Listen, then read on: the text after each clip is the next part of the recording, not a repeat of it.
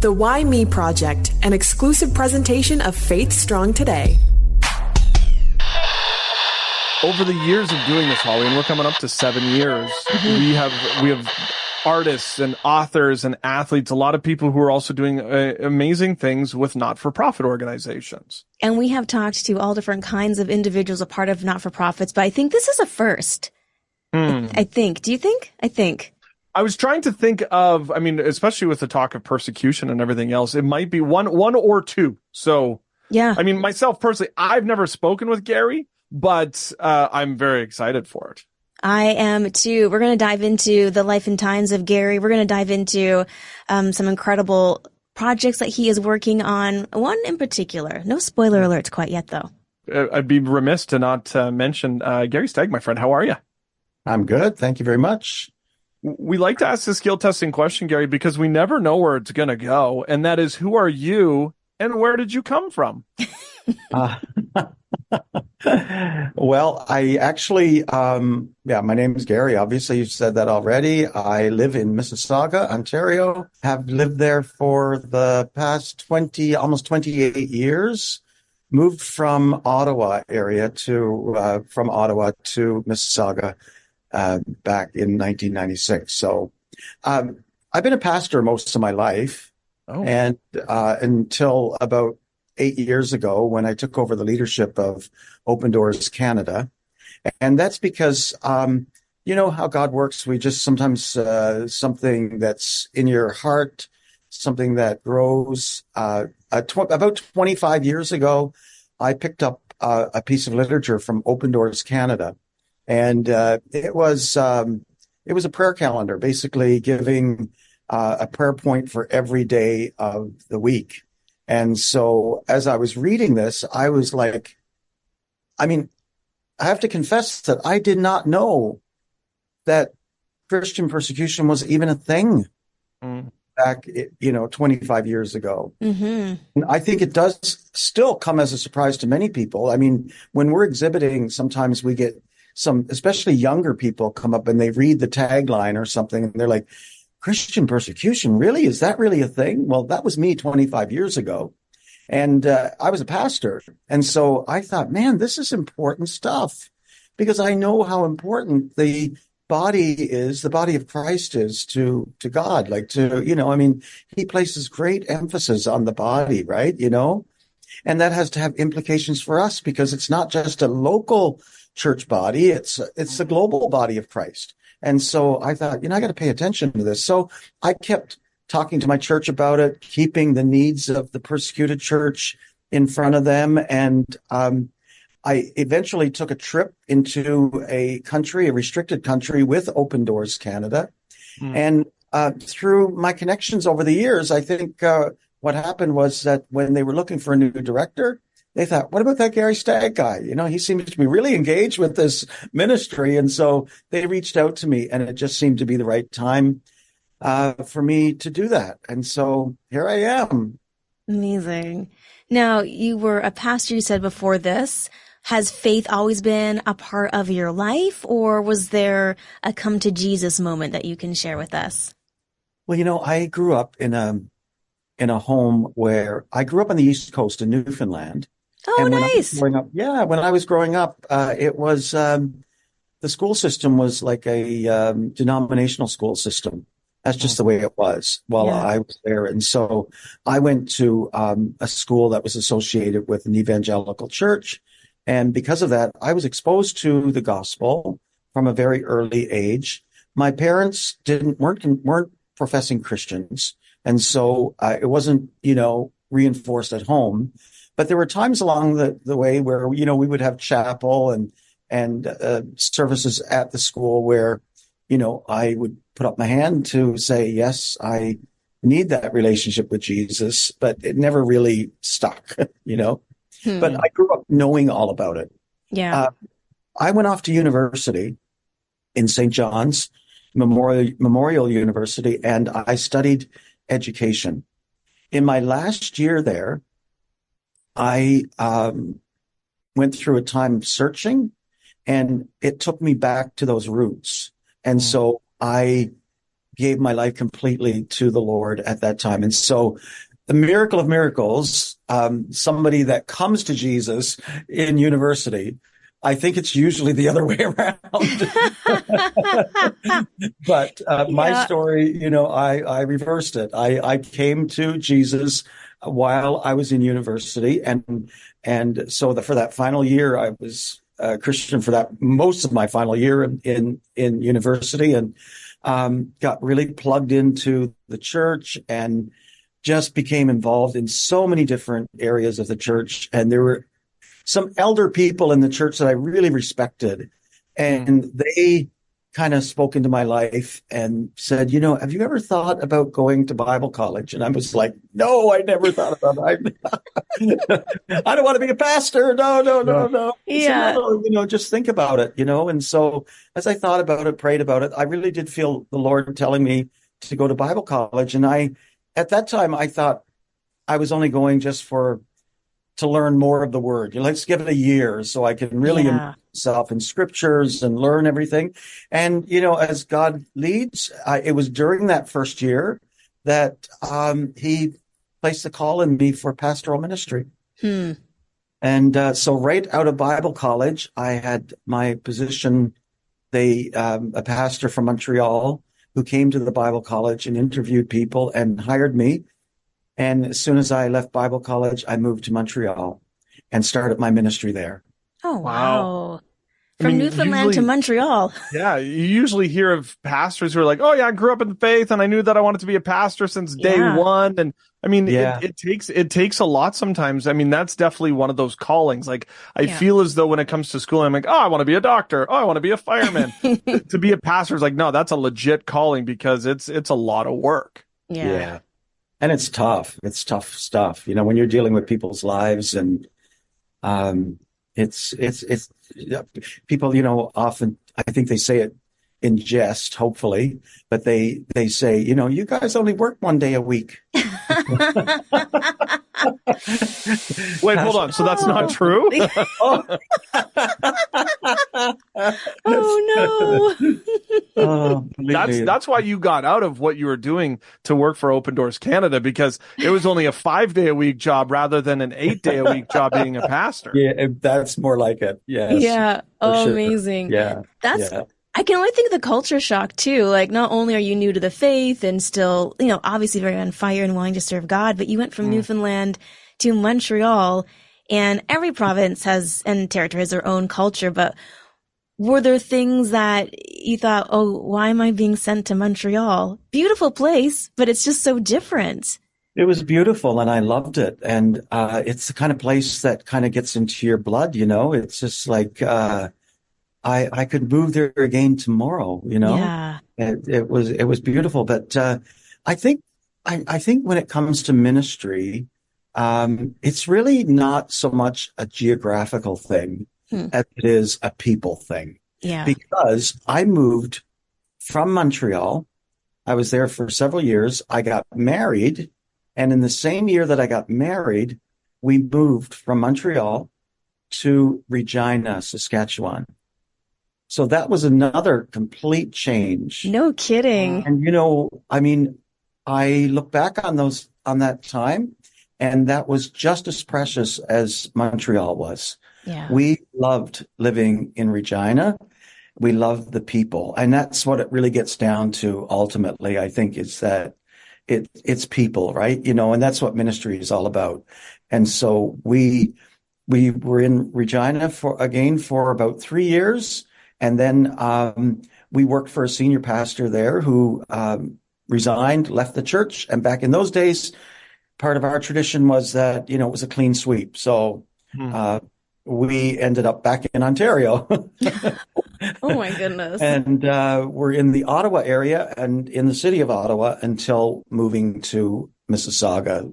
So I've been Wow. I've been everywhere, man. No kidding. Here and there and everywhere. Was it a difficult decision though for you? I mean, if you're pastoring and you're pressing into the hearts of people, I mean, you're somewhat doing the same thing now, but to step away from being behind the pulpit, if you will, to now being an executive director, was that a difficult decision for you, or did you feel like it was time? Yeah. It was both. I mean, it was a difficult decision because I did love what I was doing. Yeah. And still do miss it sometimes. But at the same time, I did feel a calling that perhaps I'm going to be, my ministry is basically will be expanded to bring, healing and restoration to people that,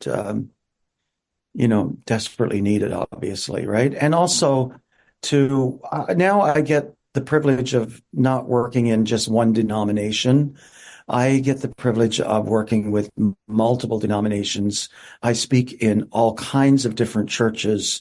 And so I'm able to bring encouragement from the word, but also raise awareness to awaken the church across Canada to what's happening with our brothers and sisters around the world who share our faith, but not our freedom. I love looking at it from a 30,000-foot view, because you speaking in churches for 25 years to now the position that you're in, you still get to speak in churches. You get to do the same thing, but in a different way. So it's God's way of He was setting you up for where you are now. Yeah. And the beautiful thing about it, if I can say jokingly, is that I get to leave and don't have to deal with any of the repercussions of what I say. I see what you did. I see what you did. See you next year. Not my problem now. Oh, that's so funny. But yeah, every day you see the problems and the challenges of Christians internationally and just the plight of what they have to experience. And I know that even for me, who is not as versed in open doors and like those relationships you develop, it's heart-wrenching. How do you process just hearing the stories that are coming out of the different regions that have high persecution against Christians? Mm-hmm. Well, it's very difficult. And I tell people, like, what I share, even with you today, or if I'm in a church, the things that I share, anything that I share publicly is what's considered in our ministry a level 3 information. So that's information that's basically safe for me to share with the assurance that I'm not going to get anyone in trouble, especially people that we're trying to help, right? So there's and so I try to remind people of that. Like, what you're hearing, as horrendous as it is, it's the tip of the iceberg. Because I can only share with you level 3 information. What I hear from day to day, though, is level 2 and level 1 and even level 0. And level 0 information, I can't even share it with my staff here at Open Doors. It's so sensitive. So just to give you an idea of the sensitivities around some of the information. But yeah, it's heart-wrenching stuff that we hear. Yeah. Yeah. I heard someone refer to Canada now as being a pre-Christian society, where it's a lot of people just not even knowing about Jesus. So as a ministry, do you find that, as time here in Canada progresses, is it harder to find people to be sympathetic to what Open Doors does? Or do you find that there's just more fervent people praying and it's easier because of some of the shifts in our own culture? Well, I mean, it's difficult, I think, in many ways, because people, they don't always want to hear, right? Yeah. It's not comfortable stuff to hear, because if you hear it, it's like, well, I have to do something about it. And at the very least, I have to pray, Yeah. And so I think for some people, they hear what we're about and stuff like that, and maybe it's a little uncomfortable and they don't really want to hear it. But there are those, I mean, I think, with the younger generation, very much in tune with causes for justice, right? And we believe that everyone should have the right to believe what they want, the freedom to choose their religion, the freedom to worship as they want, and to convert if they want. We know that, in societies that uphold that freedom of religion and thought, those are societies that generally flourish. And it's the ones that prevent people from doing that. It's like those are the societies where we know that all kinds of human rights are being abused. Like we're going to, next month on the 19th of March, we go to present our research. Open Doors is a very rigorous research team. It's a whole unit to itself in Europe. And they research Christian persecution around the calendar year, or the whole calendar year. That's what they do. And so they come up with what they call the World Watch List, and people are familiar with that. I mean, it's used by governments even around the world to get an idea of what's happening with religious liberties and so on. So, people really respect this research, and it's truthful research that we give them. So next month on the 19th, we go to Parliament Hill and meet with MPs on Parliament Hill to present them the research of the World Watch List.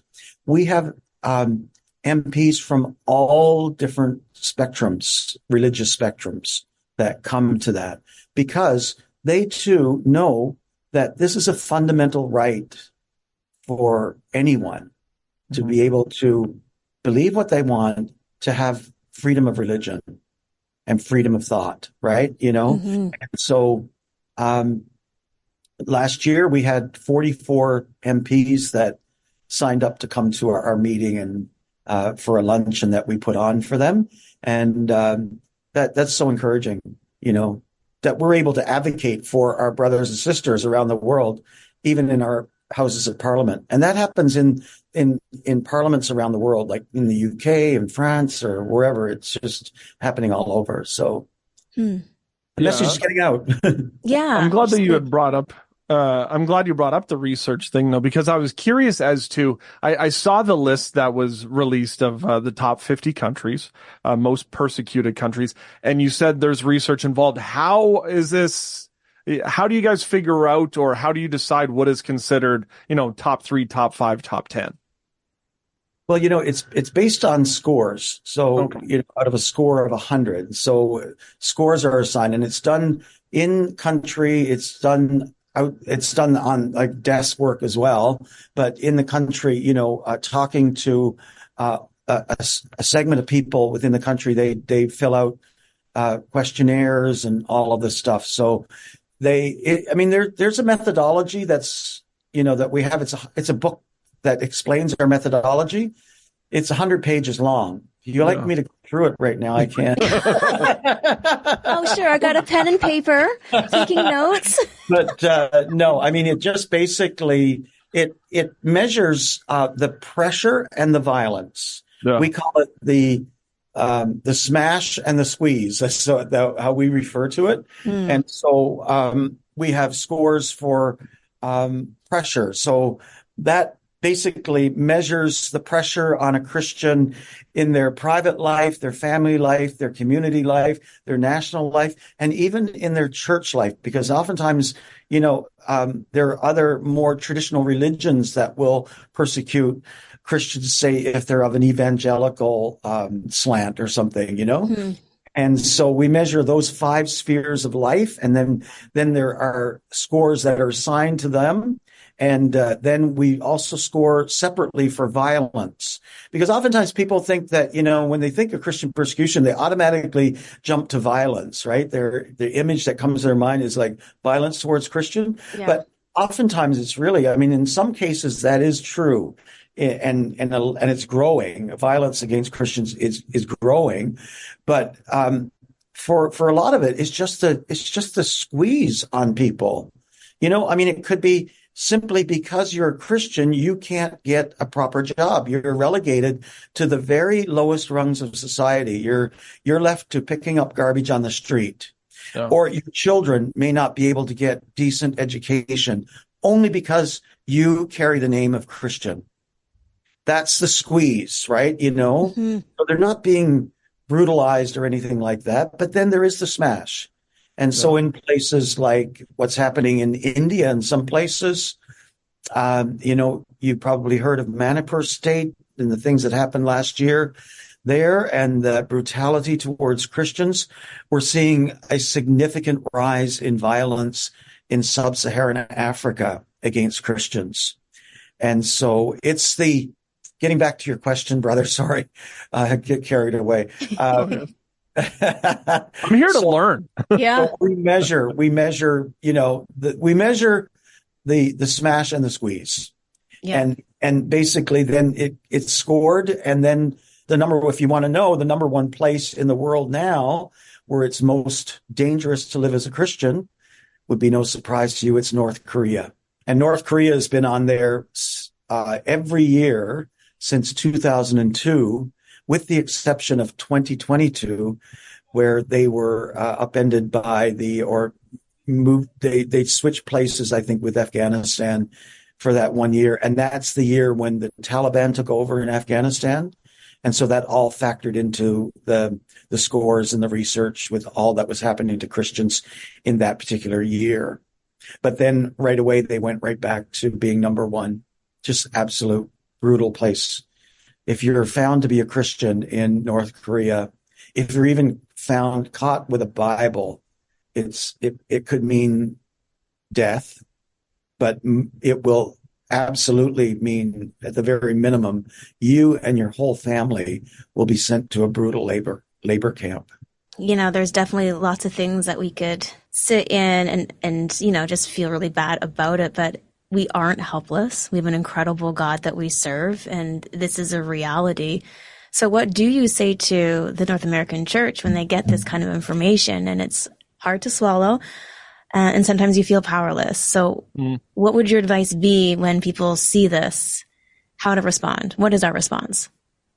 Well, the number one response I always go to is the response that you would get from a persecuted believer if you ask them that question. Because we do ask them that question. What can we do for you? How can we respond to what we're seeing here? What can we do? And the number one answer that we get from them is always just pray for us and don't forget about us, And so number one thing is prayer. And that's why we exist as Open Doors Canada, is to provide those prayer resources for people to remember their persecuted brothers and sisters in prayer and educate yourself. That's the important thing, to know what is going on and how important that is for us to know what's happening to our brothers and sisters. But I'm also quick to point out, because people say to me oftentimes that this World Watch list, this is the brand new one, by the way, just came out, and it's published every year, mid-January. And people, when we talk about it, they oftentimes they will say, that is such a sad list. And I say, of course it is. When we think about what our brothers and sisters are going through, how can you not be sad? Yeah. Also quick to point out to them that, it's also, believe it or not, a list of the places where God is working in miraculous ways all over our world. Because we see God in the midst of persecution doing some incredible things in and through these believers. When I think that, there are believers, I'll go back to the example of Afghanistan. When that all happened with the Taliban, many of them were given the option of leaving the country, but decided that they were not going to leave because they did not want the light of the gospel to go out in their country. And they knew that if they left, that if all the Christians left, there would be no hope for the country. And so they felt led of the Lord to stay and are doing tremendous work. I could point to the country of Iran. I mean, when you think of what God is doing there, it's incredible. Back in 1979, for me, that's not a long time ago. That's, I was just fresh out of university. No, sorry, I was just finishing university, I think, in 1979. So, that feels like yesterday to me, it's not that long ago when you think of history, right? Yeah. 1979, when the revolution happened in Iran, there were about 500 Christians in the country. That's it.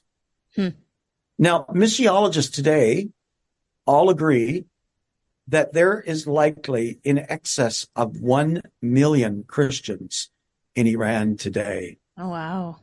And that country has been in terrible persecution for all of those years. I mean, our Christian brothers and sisters are being thrown into prison daily there, and it's incredible. But God, I mean, we have, again, pictures that often we can't show, but you see people lined up for it seems like a kilometer or more on a riverbank waiting to be baptized. So, our story is sad. And when I tell people, it just seems like we're just the bearer of bad news all the time. But I really want you to know that, we see God do some amazing things as well.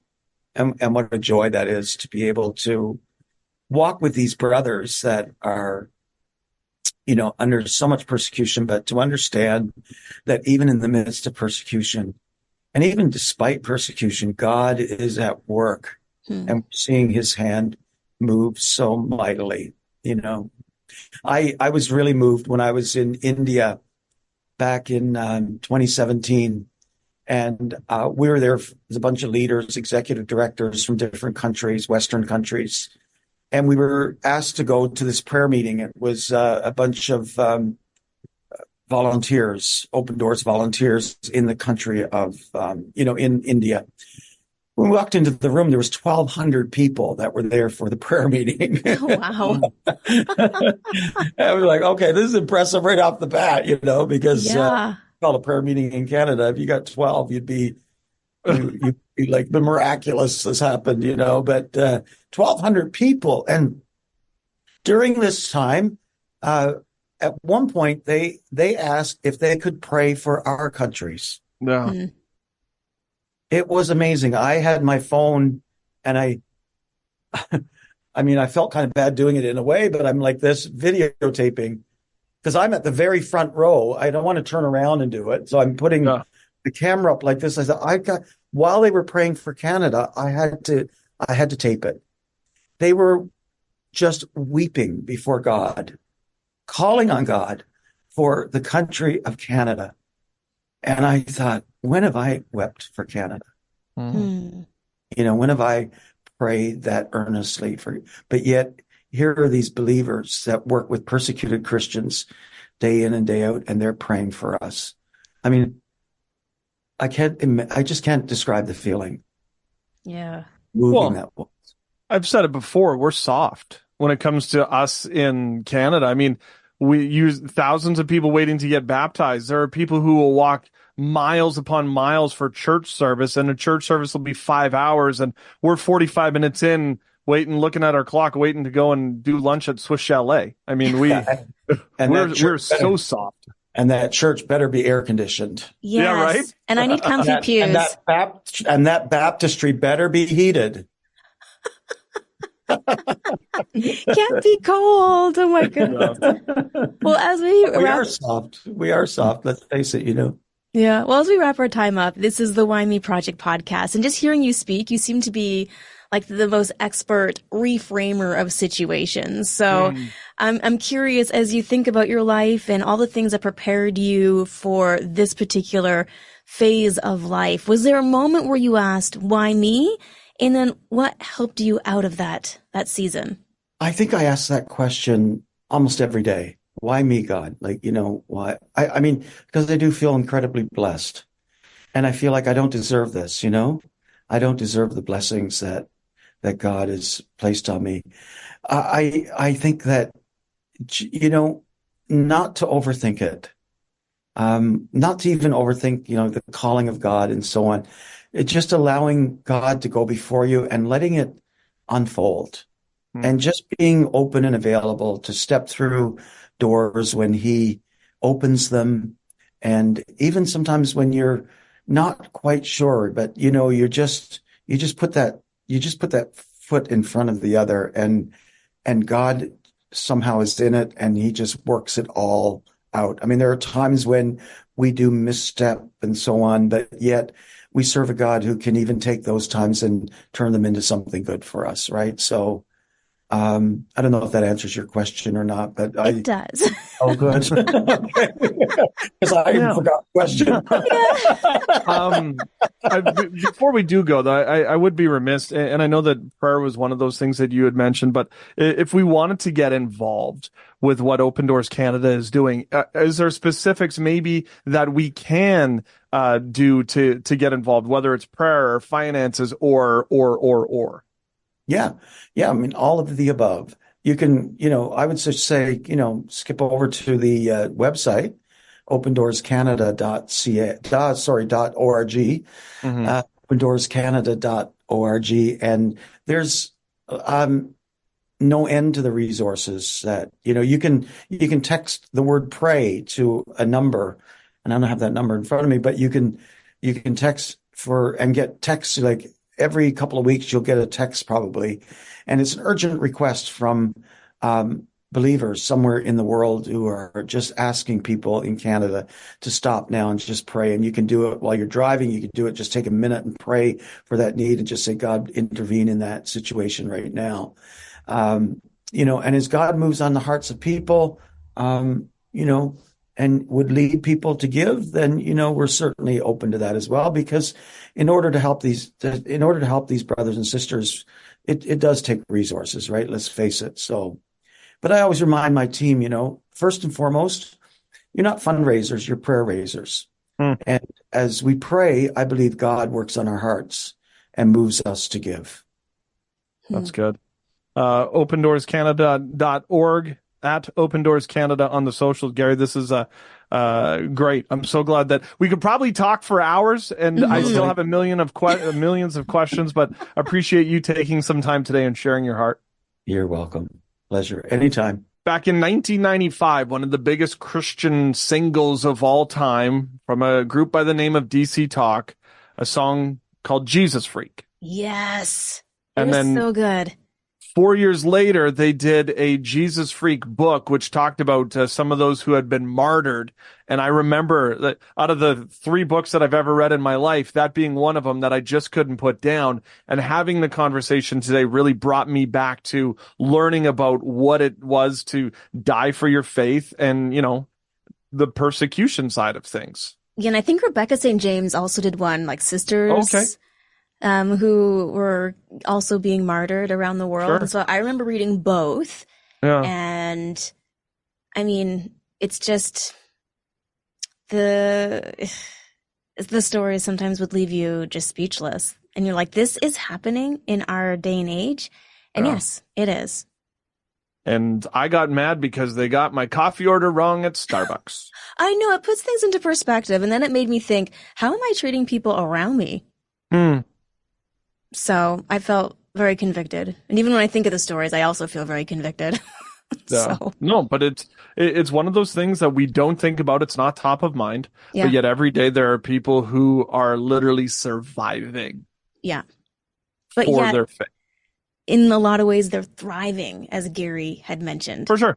Yeah. It's hard to wrap my brain around that. So I wish we didn't have to go through persecution to have our communities thrive. I appreciate, though, that you looked at it on the thriving side of things, because I just look at it like, this is also happening, and here, and here, and here. Yeah. Not thinking of all the amazing works that are taking place. I'm just looking at that negative side of it. Yeah. See, God's not done with us yet. We're learning. We are learning. Yes. Yes, we Thank you to everybody who has downloaded, who has been a part of the Projector community. Yeah. Thank you for those. I've reached out we got a couple different messages from people about guests that maybe we should look. I've reached out to every single one of them. So if it happens, thank you. If it didn't happen, get into their DMs and be like, you got to talk to Johnny and Hollie. Yes. Guys, we love you. Thank you for following along on our 7-year journey, almost 8. What? No, it's coming up on 7, isn't it? Oh, I don't know. Feels like so long. Feels like 80. But don't forget, you can always find out more at faithstrongtoday.com.